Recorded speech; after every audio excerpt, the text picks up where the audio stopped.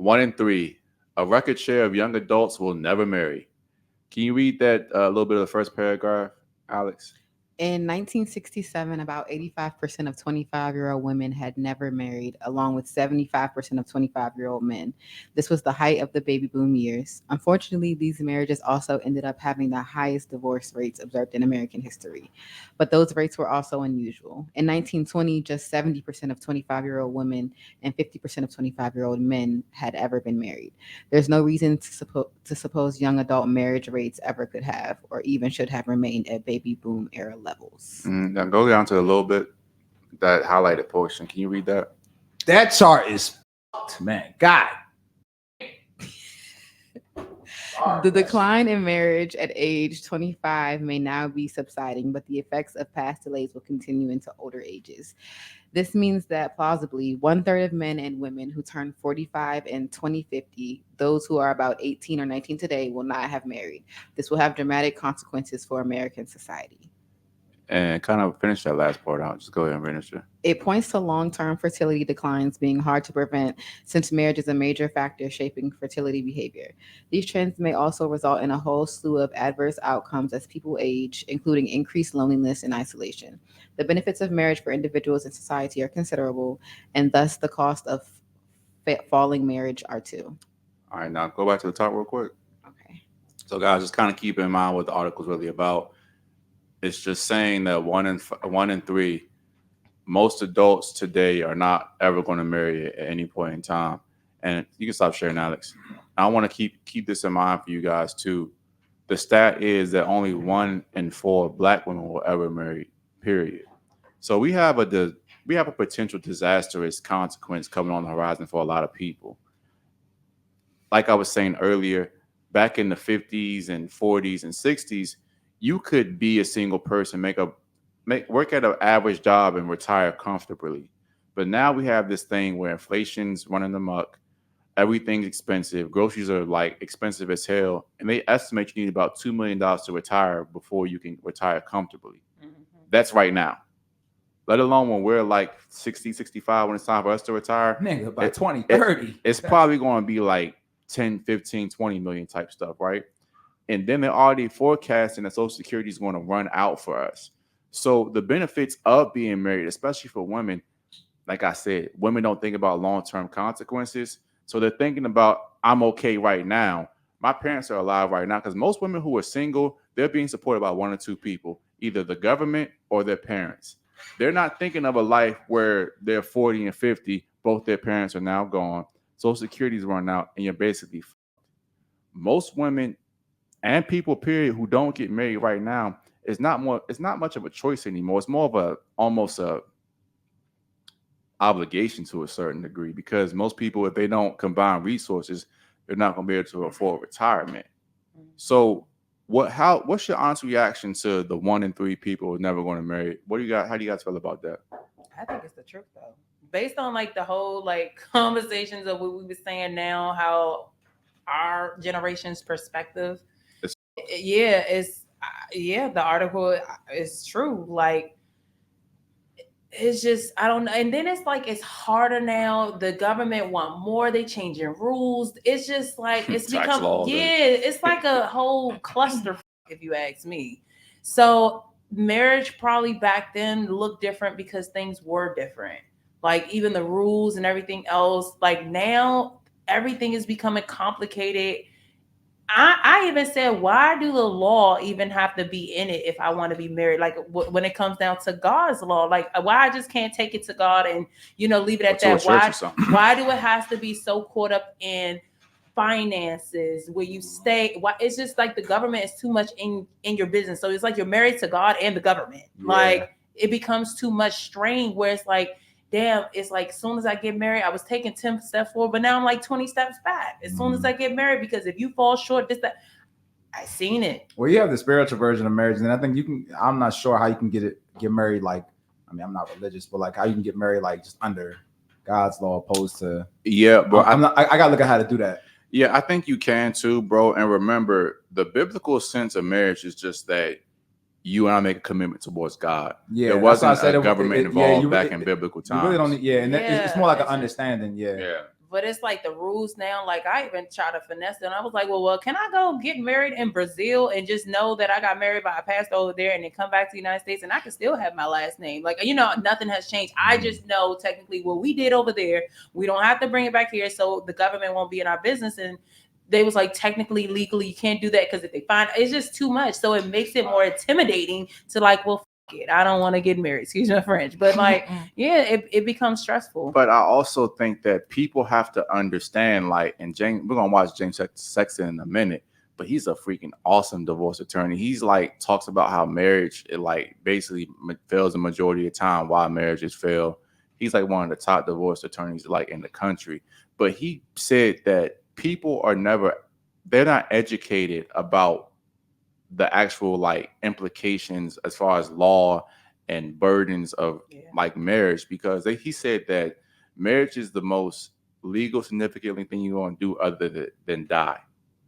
And nobody talks about like, how you have to have certain taxes, what your financial obligation is after that. Right. So, and even a death, whole different conversation. We're not talking about that either, but people jump into this huge burden and not realizing the implications of it. People have to stop doing that. And we don't educate people at all about that whatsoever. But look at how everybody else lives their lives, though. You know what I'm saying? They do it with their diet. They do it with their working out. They do it with their finances.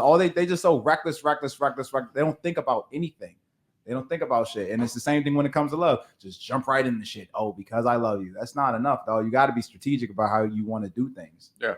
I mean, and I think that we could talk about something else too, but just like, if they really wanted you to be successful, be married, understand how life really works, they wouldn't be teaching you bullshit in school anyway, because we learn the same things over and over again.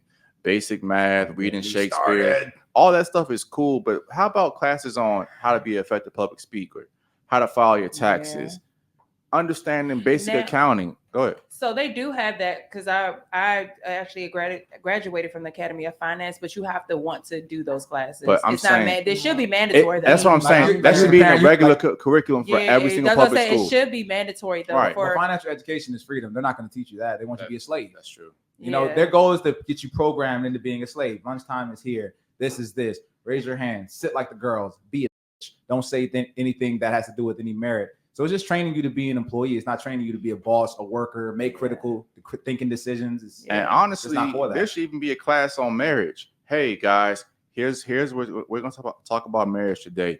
When you get married, this happens. Yeah. When you get married, this has the potential to happen. When you get married, you owe this, but nobody knows that until after it happens. Yep. And it's sad, but whatever. I want to say that I just think also in this generation, people are quick to give up. People are not willing to work towards anything, and that's why I can never get to that point. Along with everything else. But the best way is you got to look and see how does a person treat the other. Like, to me, the best person, even, and this can be a partner in terms of male or female that you look for in terms of, especially nowadays. So that's a good point. You have to look and see how do they do everything else in their life. Right. If you see that person is committed to either whatever it is, their family, or they're really committed to their job, or they're committed to their fitness, or they have to be committed to something else. Usually how you do one thing is usually how you do everything. Right. If you see that they're committed to that, most likely they'll put the marriage as a commitment as well. So, because it's how their brain operates. Yeah. But like you said, if you see a person, which like most people, you're in and out. Oh, this doesn't feel good, I'm gone. Oh, this doesn't feel good, I'm gone. It's like, well, but it also goes back. Your life. It goes back to media too, because when you have media, TV shows and movies, what do they always show? A movie's always about the highest of highs or the lowest of lows. There's no in between. Mm-hmm. And that's my point. The majority of your life is very, very mundane. It's going to be the picking the kids up from school, coming home from work, going to the grocery store, very basic tasks. And then when you kind of get into that mundane routine road of life, people think, oh, well, I'm bored now. Newsflash. The majority of life, the majority of days on the earth is going to be very unmemorable. You're going to have certain highs and certain lows. But this is where women are messed up at. They always say, oh, well, I'm not happy. F your happiness, because nobody's happy all the time, especially in a relationship. There are going to be good days, there are going to be bad days, but most days are what? Mundane. So do you feel like a woman, I'm so sorry, do you feel like a woman should even, like, this is what bothers me in any, like when I hear relationships or marriage or whatever, when they say I'm not happy, it wasn't up to that person to define your happiness. Like it wasn't like because you're happy because he's not gonna always make you happy. You're not gonna always make him happy. So you better go find happy within yourself. Mm-hmm. And while he's having his moment or you having your moment, they can still be in their like solitude with something because it's literally not nobody's job to make you happy but yourself. Yeah, and also too, I think the sexes need to do a better job of understanding each other. Men need to understand how women work, and women need to understand definitely how men work. Facts. We are different. I know that's so triggering to people. No, it's not no, it's last. Not. I just said Not no, to never you. mind. Never mind. No, It's nobody's true. less or more than another. But I'm just saying, like we're different in terms of what we're attracted to, what we do. Women do need to feel like it is more of a feeling to them. I'm not sitting there saying that they should be feeling happy 24/7, but you do have to put things in place. Like they always say, keep dating your significant other. You know what I'm saying? When you're in there, or whatever. Yeah, I agree with There are certain management things, especially you as the man, when you're leading the relationship. There are certain things that I feel like do need to be in place to still keep that same feeling of, we're still pursuing each other, still dating, that desire is still there.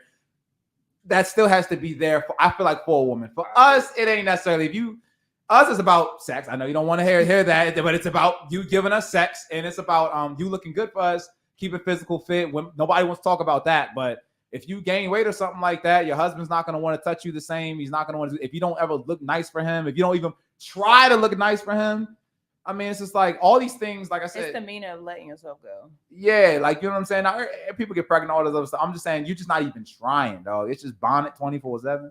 But all I'm saying is you have to know the needs of a man and a woman baseline, but then the most important, you have to know the needs of your partner. Like I think a great book is The 5 Love Languages.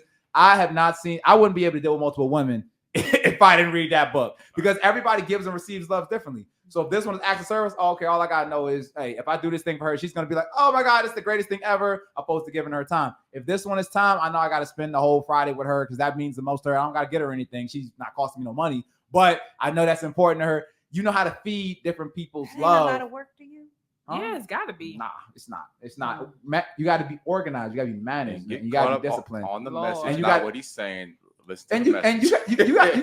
You guys got to think about it, man. We've been in for a long time. The only reason why I have changed now is just because I just see it a way to grow myself spiritually. It's still selfish, but it grows myself. But what I'm saying is that no, I'll actually make the argument multiple women is actually more easier than one woman. I'll make that because women act right when they know you got multiple women. It's just how it is. They act worse when they know you're the only one. They start doing that. They start arguing because it's Tuesday. Facts. They start getting mad because it's like, oh, well, I made your eggs scrambled, but you wanted sunny side up today. Oh, Peter Paul. Like, it's like, God damn. But if they know you got other chicks, they don't get mad over the little shit. They like, you know what? Nah, it's all good. Like, I can let that go. I just want him to be happy. They treat you at their best. They looking good for you because they know they're like, no, I want him to want me. Like, that's the energy you need to keep, but they don't keep that same energy unless you have multiple women. And it's no way around it just because the human mind is just going to take you for granted. It's just how it is. Me personally, as a person, I bring it 24/7. Whether it's this spot, ask him. I'm always tired. My eyes red right now. That's why I gotta have my glasses on. But I always bring it in relationships. Hear this podcast. If I'm here, I give everything I have. That's how I do. But I know people do not do that, especially women. They're not gonna bring it 24/7. Whether I marry, to me, marriage and all it don't mean anything. If I'm committed to you, I'm committed to you. It doesn't change. But I understand from most people's point of view, man, they just get lazy, they get comfortable, they get complacent. You know what I'm saying? And they waiting for that day when they could just say, oh, it's over, but it's never over. You got to, anything you want, it has to be continuously managed 24/7 or you will lose it. Yeah. You got to work it, you got to It's cultivate it, and you got to discipline. protect it. And protect it meant it, you know what I'm saying? It's like you got to protect the management systems that kept the thing in place of how you got it in the first place. So you got to keep that same energy. How you start is how you got to finish. So I think that's where a lot of people go wrong. And that's why it goes faulty, because at the end of the day, you can't start off like this. Start these habits, and then all of a sudden now you breaking habits, breaking change. It's gonna feel different because it is different, but you got to start things that you can keep up. That's the key part, and people, you can't be something you're not, man. Well, let's take it to the greatest. So, hey, Destiny, I didn't ask your opinion. What's your kind of thing, your opinion on the article, the 1 in 3 will never marry? How do you feel about We in that? trouble. But no, I agree with it, with everything everybody else said. But I think like you have to know what you want or whatever, right? You know what I'm I saying? understand. So it's like you got to put yourself in the best position to win. So at the end of the day, this is just talking about the general public. The general public, especially in the West, are just losers. So it's like, but if you put the intention, you know what? This is what I want. I need to look for, okay, why would a marriage, if you want marriage, okay, what type of person do I want? And what does that person want? And then ultimately, why do most marriages fail? Finance, okay, cool. So if I know he has to work or something like that, okay, cool. Maybe I won't trip about that as much. Or if it's like distribute, like you have to really, really, truly think these things through of why they won't work. And I think if you take care of the bottom, the top will take care of itself. But you really have to be strategic. And can I work through this with this type of person? How do we handle conflict? You know what I'm saying? Mm-hmm. I deal with some chicks are like, no, they want to talk right now. That's how they are. Whatever, cool. I can handle either one. Some are like, listen, just give me a minute because I don't want to say nothing that I don't mean. I've dealt with both. But the thing about it, but you have to know your partner, and that's why it's about servitude, because it's truly about what's going to be the best for this person. I may want to talk right now, or I may want to talk later. But if I know that I'm the leader has to be the one to kind of be like, look, if she got the energy to talk right now, sometimes you got to hold back and just be like, all right, cool, what's up? You know what I'm saying? And you got, because you're leading. That's why there can't be no 50-50. Somebody has to be the more mature one, or the quote unquote leader. Because if you just have 50-50, everybody don't run by the same rules. You know, no matter where you go, any organization, there's always a leader and there's always subordinates. Not that the subordinates are less. The subordinates help the company run more than the leader half the time. But there needs to be, when the final decision is made, who do we go to? And everybody needs to be on the board. Whether you disagree with it, that's not the point. The point is that when you're divided, that's what makes you weaker. At least if we're together, even if you don't agree, we're together in this. You take responsibility for it, but we're still stronger even through that way, though. And that's what it's about. You have to know how to guide through relationships, and that's what most relationships are. They don't put the work in, just like they don't put the work in with fitness. They don't put the work in with getting their money right. They don't put the work in when it comes to. They don't put the work in with anything. So when fails, guess why the failed? Because you ain't putting no work in. So I think if you do your due diligence and really truly try and listen to the advice that people, the wisdom that we're trying to drop to you, I really think you can find and be successful. But there's a lot of things you have to look into yourself that it may be hard to look at, but you got to decide, is it worth what you want? How bad do you want it?